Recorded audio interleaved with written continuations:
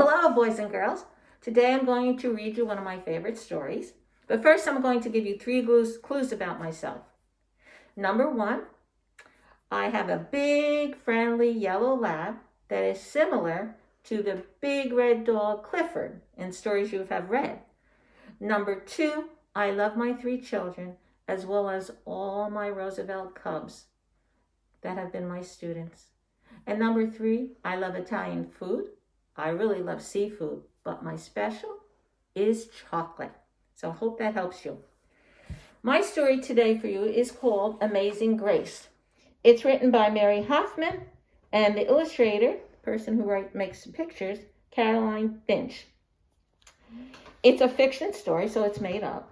But from the cover, we can kind of figure out what's going on.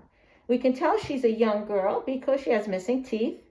She's probably happy because she's got a nice smile on her face. And they call her Amazing Grace.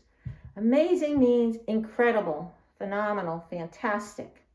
So as I read the book, I want you to think of a word that describes Grace. All right. Now, she's a character in the story. There's usually several characters, but she's the main character, the most important character.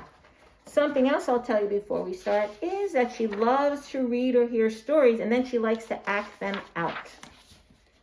And on the title page, what gives you the title, again, the author and the illustrator, we have 4 different things that you can tell she likes to act out. She's play acting, make believe. Grace was a girl who loved stories. She didn't mind if they were read to her or told to her or made up in her own head. She didn't care if they were in books or movies or out of Nana's loving memory. Grace just loved stories. After she had heard them, and sometimes they were still going on, Grace would act them out.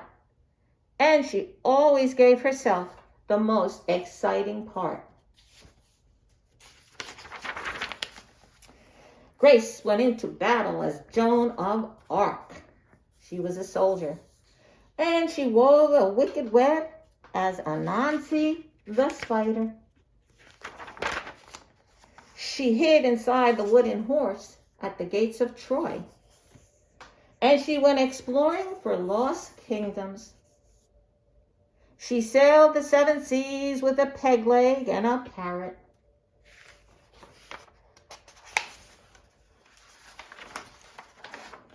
And she was Hiawatha sitting by the shining big seawater. And Mowgli in the backyard jungle. Most of all, Grace loved to act out adventure stories and fairy tales. When there was no one else around, Grace played all the parts herself. She set out to seek her fortune with no companion but her trusty cat, and found a city with streets paved in gold. Or she was Aladdin, rubbing his magic lamp to make the genie appear. So you can see she had a very good imagination. And she don't always need other people to play with. Sometimes she could get Ma and Nana to join in when they weren't too busy. And then she was Dr. Grace, and their lives were in her hands. And you could see how she's wrapping them up, the head and the legs, and taking the heartbeat. One day, Grace's teacher said they would do the play Peter Pan. Grace knew she wanted to be in it. When she raised her hand, Raj says, "You can't be Peter, that's a boy's name." But Grace kept her hand up. "You can't be Peter Pan," whispered Natalie. "He isn't black." But Grace kept her hand up. "All right," said the teacher. "Lots of you want to be Peter Pan, so we'll have auditions next week to choose parts." And she gave them words to learn. So in addition, when they go and they have to act out the part, and then they choose who's the best person for each part. When Grace got home, she seemed sad.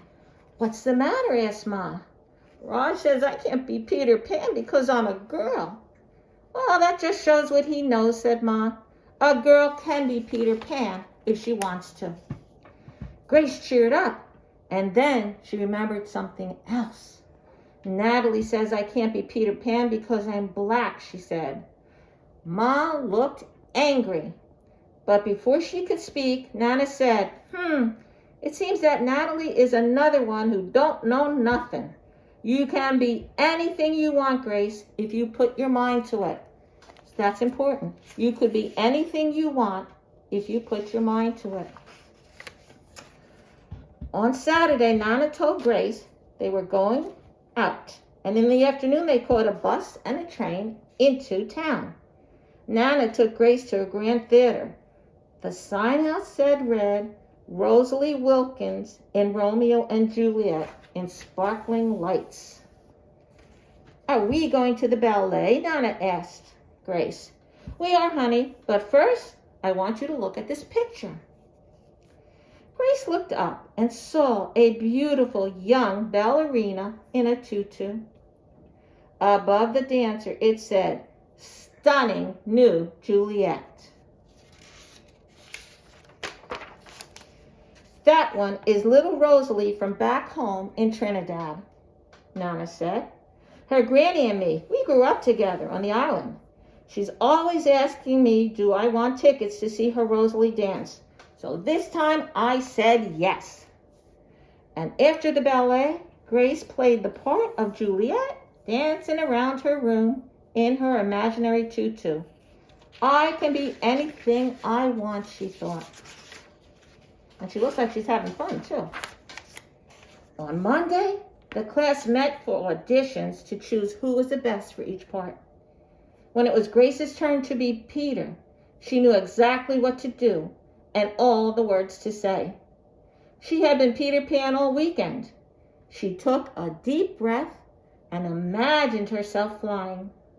When it was time to vote, the class chose Raj to be Captain Hook and Natalie to be Wendy. And there was no doubt who would be Peter Pan. Everyone voted for Grace. You were fantastic, whispered Natalie. The play was a big success, and Grace was an amazing Peter Pan. After it was all over, she said, I feel as if I could fly all the way home. You possibly could, said Ma. Yes, said Nana. If Grace puts her mind to it, she can do anything she wants. And that's the end of the story. And you can see, if Grace puts her mind, she can do anything she wants. So I wanted you to think of a word to describe Amazing Grace. I thought of a word. It's a word means never to give up. It's a big word. It starts with a P, and it's called persevere. So if you want something, keep going after it. Don't listen to anybody. Try your hardest. Never give up. I hope you enjoyed this book. It's one of my favorites. Have a great day, guys.